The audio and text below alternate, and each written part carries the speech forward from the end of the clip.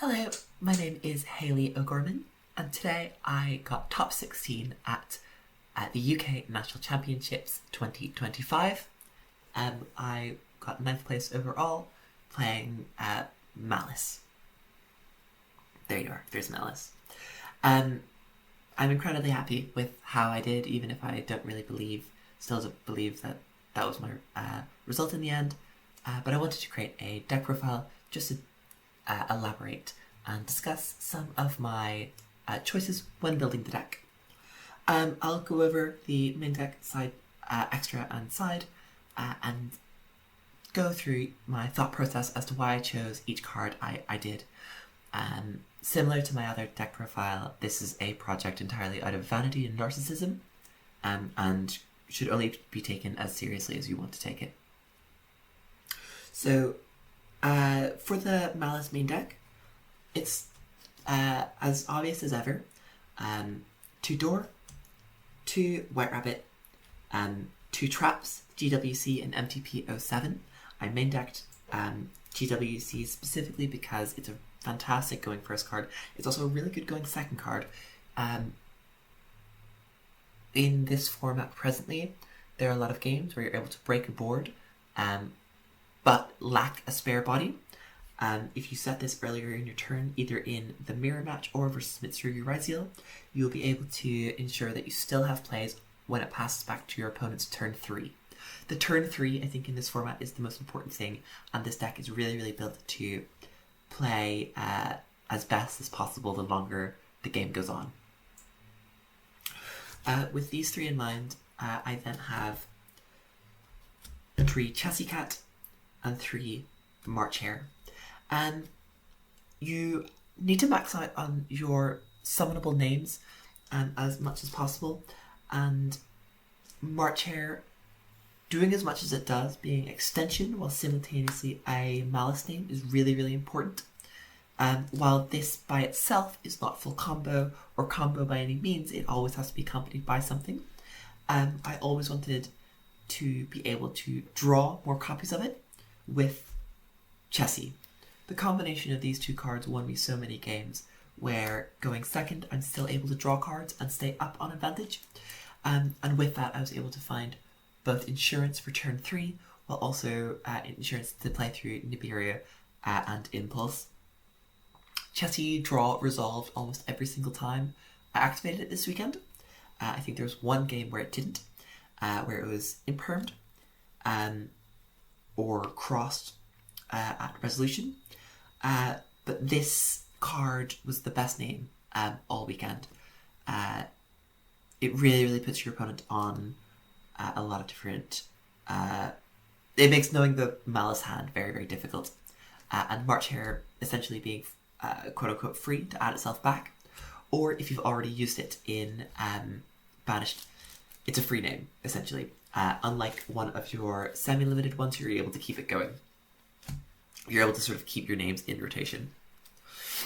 So yeah, Chessie Cat I think was seriously the strongest card in terms of the Maliss monsters, but there's another one in the extra we'll talk about later.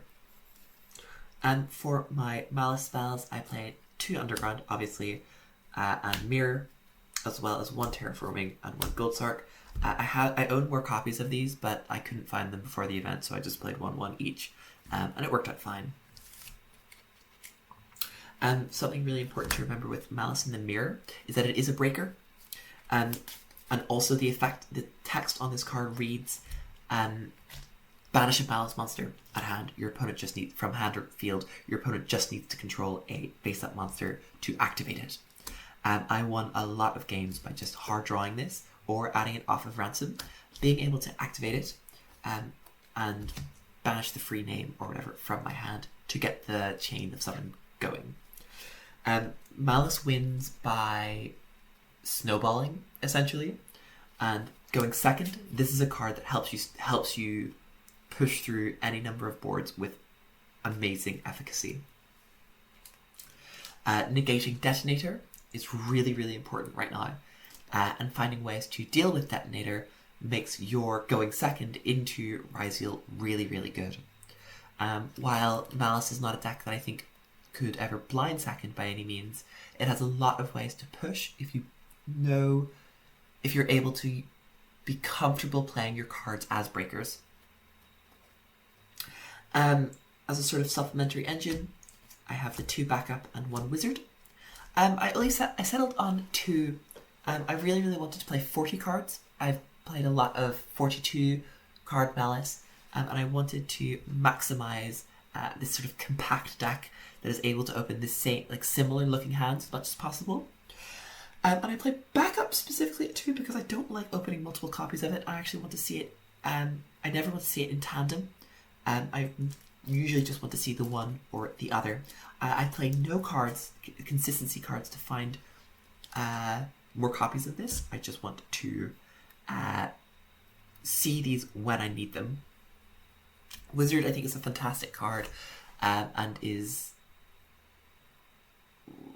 shockingly good when you need it. He's always there for me. To bridge the engine and the non-engine, I played 6 bystials in my deck. So in terms of triads, I played 1 mag, 1 druis, 1 saronir, and then the 3 brothers Baldrake. These are fantastic right now, I think. I every time I see one in my hand, I feel going first or second. I feel my plays are insulated. I feel like I'm guaranteed a next turn at the very least. At some point, for Ame no Murakumo to get its most powerful ability versus Maliss, which is the board wipe, it will need to touch graveyard to be tributed and then summoned again. As soon as it touches graveyard, these become breakers, essentially, and take Murakumo out of the game, out of that game, while also summoning you a body. At worst, they are extension, and they are another body to summon. I saw all of these across the weekend, and I enjoyed their presence greatly. I was on 2 Saronir before, but I, again, wanted that idea of a concise deck that was functioning at opening similar looking hands as much as possible. And this sort of 3-3-3 approach was what I think gave me the best result, obviously. There is some vulnerabilities, I think, to playing so many bystials. Specifically, you open yourself up to a lot of vulnerability versus rogue. So in top 16, I was knocked out by water, mermail, Atlantean, because I have 6 bystials in my deck. By making this sort of concession and sort of saying that I was going to play a lot of Mitsurugi Ryzeal, I openly admit that this leaves myself open, extremely open to rogue by all means. Not calling Atlantean Mermail rogue, but I sort of understand the consequences that come with playing bystials in a format that may also include non-chaos attributes.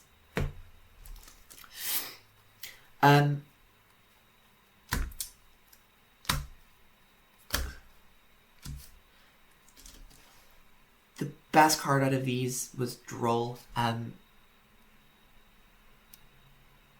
I don't need to say anything on these, I think. I didn't actually see Dominus Impulse a lot, but all of these were fantastic. I want to sort of explain my process to Fulos, because originally, about a week before the event, I wasn't planning on playing any Charmies in this deck. However, going second versus Mitsurugi Ryzeal, I tested Crow and I tested Delta, and neither of them ultimately contended Mitsurugi Ritual being activated once or twice per turn. More than once per turn, sorry.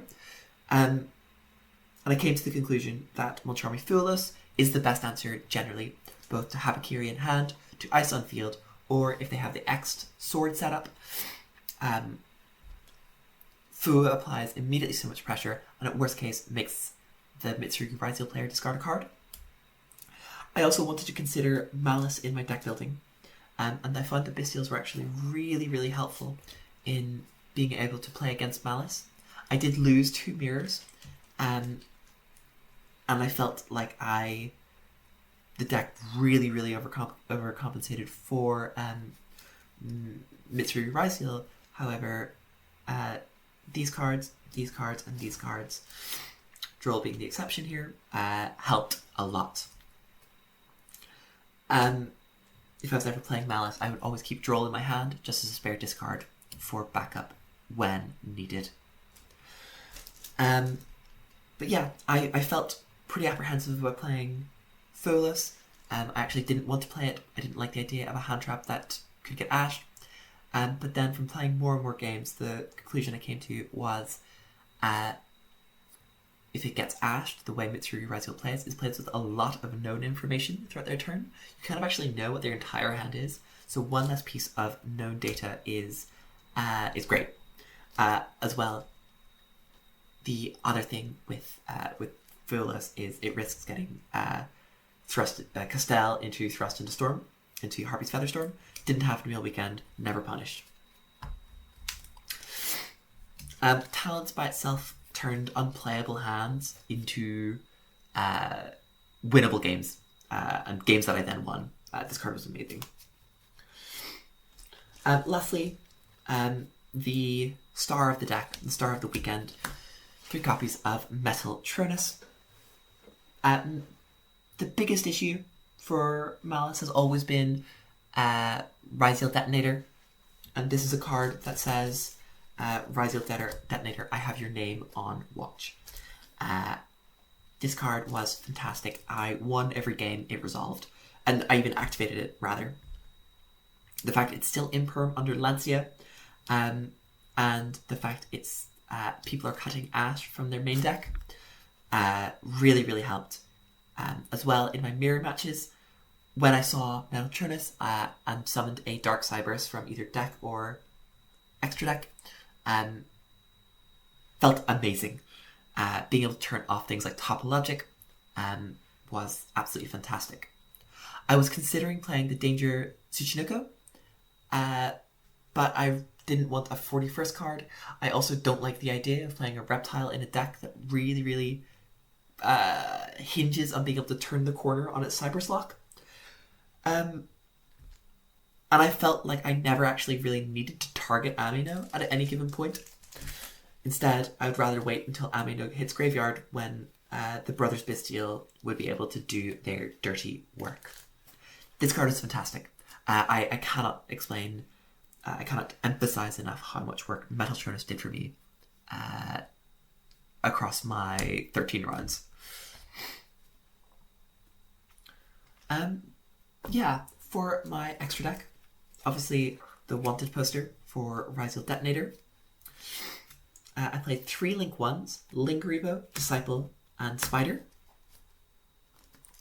I wanted... So Linkuriboh versus the Mirror, obviously, is just fantastic. As well, contending decks that can play Impulse. Keeping this on your board for your entire turn, and even better, if you're able to pass on it, is mega value a lot of the time. Disciple is interesting. I summoned it more than I thought I would. I was never using the draw effect. I didn't use the draw effect all weekend, but I did use its attribute more than you think. The fact it's a light monster for Access Code Talker is amazing. In any board state where you just link off one Maliss name or one backup, Interlink Disciple turns Access Code into at least a pop 2 with a dark and a light in rotation, as well as Link Spider for any board where I want to get rid of a pesky token on my field or what have you. This card actually managed to get me to lethal by just linking off a token and then having like a plus 600 binder and ransom on field. This helped to push through a wee bit. Yeah, I'll talk about what I would cut from the extra deck in just a little bit. For my Link 2s, I played Cyber's Wicked, Dark the Dark Charmer, Splash Mage, IP Masquerena, SP Little Knight and Nightmare Cerberus. And this extra deck is not playing Topologic Bomber Dragon, nor Allied Code and Ignister.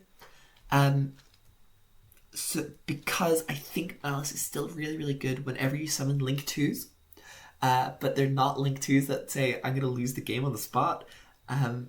Sort of like how Splash Mage used to be a sort of lose button at times. I don't think that's the case anymore. It's now a Cyber Slink that allows you to summon backup from hand. On each of these, I chose Cerberus specifically because I wanted an out to Chaos Hunter. While Chaos Hunter may not be the best card, it is a discard one. There are still hands that can't deal with it cleanly. As well, when you play Metal Tronus in your deck, this is a target for Baguska if needs be. This can also pop Baguska if needs be. This can also, for Tronus, for Primate Barrel Dragon, this is a really, really good target. Cyber's Wicked won me a game by protecting the monsters it points to as well as itself. I was able to link 2 bodies off versus ryzeal Mitsurugi and then do my combo just underneath Wicked. Dark allowed me to force so much interaction all weekend by going Dark, target a Murakumo in Grave that's been kept there so that they chain prayer so that I can chain my bystial. Felt amazing. Mage was alright, especially in boards that look like this with the Lingeriba pointing to it so that it can be protected from Impulse or Imperm. Little Knight, I didn't summon that often. I think I ended a couple of my turns with it on my field just as a means by which to trade or bait interaction. I summoned IP Masquerader once in a losing game in my last round. I think this could have been any other card. And I played it as a backup point for in case I get nibbed, or if at the end of my turn I've summoned Crypter and I just want to link Wizard plus another body off into something that can translate to further action. I didn't summon this card at all. I found that I think I chose it because I thought it would be really, really good to pair with boards that end on Firewall, but ultimately I ended up summoning Crypter almost every single game. And the games where Crypter was able to stay on the field, I won. Crypter did amazing work. Speaking of, there she is, as well as White Binder and Red Ransom. All 3 of these obviously are fantastic. Almost every single game that I summoned Crypter, I won, or I was able to summon Crypter with a card in Banished. I won. This card single-handedly forces a lot of interaction as well as is an incredibly difficult card to play around. My intended end board, almost every single game, was Firewall Dragon in the extra monster zone with Hearts Crypter in the main monster zone. And being able to return a spent Bystial or a Droll that is being targeted by Call by the Grave back to my hand is fantastic. Similarly, if the ryzeal Mitsurugi player is able to do a line where they go Ice into Star set Cross, make Duo Drive, you can Droll twice on that turn by returning the Droll back to your hand. Things like that, where this card just gives you another utility to do something again. It made Firewall Dragon an absolute house. As well, Firewall Dragon allowed my end boards to be really, really versatile and do a lot of interesting things where if they were using a Bystial to target a monster in their graveyard, or had put 2 bodies on the field and were about to make Exciton, putting anybody behind on a normal summoned body with Firewall Dragon put in so much work over the weekend. This combination specifically, every time I got to this point, I won that game. I chose to specifically make sure I was playing to summon Firewall as much as possible, in opposition to Topologic and Allied Code, because not because those cards sort of force you to play Malice in a very, very different way, where I wanted to play Malice as a control deck that guarantees itself a next turn. And this really, really helped. And then the last card, of course, was Access Code Talker. Access Code Talker similarly changes the tempo of the game. As soon as you summon Access Code Talker, your opponent is now forced to respond at resolution with whatever they need to. And often that allows you a lot of access to just keep pushing and pushing and pushing. It's forced into Nibiru, Imperm, what have you. Lastly, for my side deck then, I have 3 Perulia, Lancia, and 2 Nibiru. I didn't want to main 6 Charmies. I hate the idea of seeing Charmies going first, or because I would like to go first sometimes, would you believe? And I really, really like, really don't like it into Malice specifically. So I wanted to respect the mirror by keeping this in the side deck. Lancia, obviously. Nibiru and actually Forbidden Droplet are my insurance policies for going first. About halfway through the tournament, I figured out this was wrong. This was not the right choice at all. Though both of these independently won me games, they also lost me games. Nib being actually a big loser in that scenario. If I was to change anything, these 2 as going first cards will be Songs of the Dominators. I realized that this doesn't actually do what I wanted it to do, which was just be another card that can force my opponent to change how they play going second. But there were games where I saw these 2 in combination, and I wasn't able. My opponent had too much space to keep playing without having to really fear one or the other. Droplet won me a few games by halving monsters specifically. Halving and negating, being able to do a whole chain link of activating Malice and Mirror plus MTP07, send 2 of them plus like an errant bystial was absolutely fantastic. No meows because I can't afford them. Last cards of my side deck are 3 Mistaken Arrest, 1 Duster, and 1 Anti-Spell. I didn't get to go first a lot of my last games. I either went to 2-0'd, or the games I went first, I didn't really see either of these cards. Like in the 3v3 I saw this a bunch, but that obviously Mistaken Arrest won me those games. I wanted to play Mistaken Arrest specifically as a card that answers mitsu ryzeal with Force. And then these as my sort of cards for Malice, as well as Anti-Spell. I never saw Anti-Spell. I really like the idea of having a card that prevents my opponent from activating Mitsurugi Ritual, especially with pure variations running around. And that's the deck. Overall, I think I'm really, really proud of how it performed. I think there were definitely some user errors, or errors in construction, I would say. I think I played as best as I could have throughout all of the tournament. When my last round came to play against Water, I came to this sort of understanding that the deck isn't going to be able to do what I wanted to in this matchup. With that in mind, I'd like to give some shoutouts, namely to James Palmer for testing with me. I would not have been able to come to any of the conclusions about my non-engine without his help. He picked up Mitsurugi Ryzeal to help me figure out how to play against him. And with that in mind, I'd like to thank Andy, who also topped, Heather and Sam from Cornwall, as well as Jean, as well as all of the Bristol lot, Rio, Jacob, James C, Joe, Alex, Lewis, Sam, all of my wonderful friends, who I'm so grateful for, and I would not have been able to get to top 16 of Nats without them. With that being said, thank you so much for your time and for indulging me. As ever, I can't wait to see what happens next. Thank you so much.